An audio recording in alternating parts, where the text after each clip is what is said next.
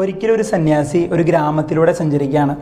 അപ്പോൾ കുറച്ച് ചെറുപ്പക്കാർ വന്നിട്ട് സന്യാസിയോട് ചോദിക്കുകയാണ്, എന്തൊക്കെയാണ് മനുഷ്യൻ, എങ്ങനെയായിരിക്കണം മനുഷ്യൻ? സന്യാസി ഒരു അല്പസമയത്തെ മൗനത്തിന് ശേഷം തൻ്റെ സഞ്ചിയിൽ നിന്ന് 4 ഗ്ലാസ് എടുത്തു. ഓരോ ഗ്ലാസ്സിലേക്കും നിറയെ വെള്ളമൊഴിച്ചു. എന്നിട്ട് ഒന്നാമത്തെ ഗ്ലാസ്സിലേക്ക് സന്യാസി കല്ലുകൊണ്ടുണ്ടാക്കിയ ഒരു മനുഷ്യൻ്റെ രൂപം ഇട്ടു. രണ്ടാമത്തെ ഗ്ലാസ്സിൽ മണ്ണ് കൊണ്ടുണ്ടാക്കിയ ഒരു മനുഷ്യൻ്റെ രൂപം, മൂന്നാമത്തേതിൽ സ്പോഞ്ച് കൊണ്ടുണ്ടാക്കിയ ഒരു മനുഷ്യൻ്റെ രൂപവും, അവസാനത്തെ ഗ്ലാസ്സിൽ കൽക്കണ്ടം കൊണ്ടുണ്ടാക്കിയ ഒരു മനുഷ്യൻ്റെ രൂപം ഇട്ടു. എന്നിട്ട് സന്യാസി ഒന്നാമത്തെ ഗ്ലാസ് എടുത്ത് കല്ലുകൊണ്ടുണ്ടാക്കിയ മനുഷ്യൻ്റെ രൂപം എടുത്ത് കാണിച്ചിട്ട് പറയാണ്, ചില മനുഷ്യർ ഇങ്ങനെയാണ്, കല്ല് പോലെയാണ്. അവരുടെ ജീവിതം കൊണ്ട് മറ്റുള്ളവർക്ക് വലിയ ഉപകാരമൊന്നുമില്ല, ഇങ്ങനെ ജീവിച്ചു പോണു. ഇതുപോലുള്ള ചില മനുഷ്യർ. സന്യാസി രണ്ടാമത്തെ ഗ്ലാസ് എടുത്തിട്ട് പറയാണ്, ചില മനുഷ്യർ മണ്ണ് പോലെയാണ്. മണ്ണ് നമുക്കറിയാം ഡേർട്ടിയാണ്, മലിനമാണ്.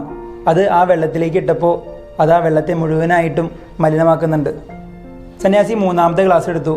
മൂന്നാമത്തെ ഗ്ലാസ്സിൽ സ്പോഞ്ച് കൊണ്ടുണ്ടാക്കിയ മനുഷ്യൻ്റെ രൂപമാണ്. സ്പോഞ്ചിൻ്റെ പ്രത്യേകത നമുക്കറിയാം, ആ വെള്ളത്തെ മുഴുവനായിട്ടും വലിച്ചെടുക്കും. ചില മനുഷ്യർ ഈ സ്പോഞ്ച് പോലെയാണ്. മറ്റുള്ളവരുടെ ജീവിതങ്ങളിലുള്ള കാര്യങ്ങളെ അവരിങ്ങോട്ട് വലിച്ചെടുക്കുന്ന ചില മനുഷ്യജന്മങ്ങൾ.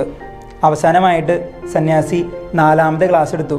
കൽക്കണ്ടം കൊണ്ടുണ്ടാക്കിയ മനുഷ്യൻ്റെ രൂപമിട്ട ഗ്ലാസ്സാണ്.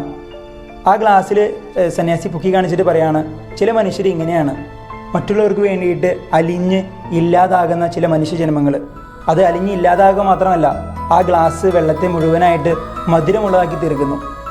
നമ്മൾ ഈ ക്രിസ്മസ് ആഘോഷിക്കുമ്പോൾ വചനം മാംസമായി നമ്മുടെ ഇടയിൽ വസിച്ചു.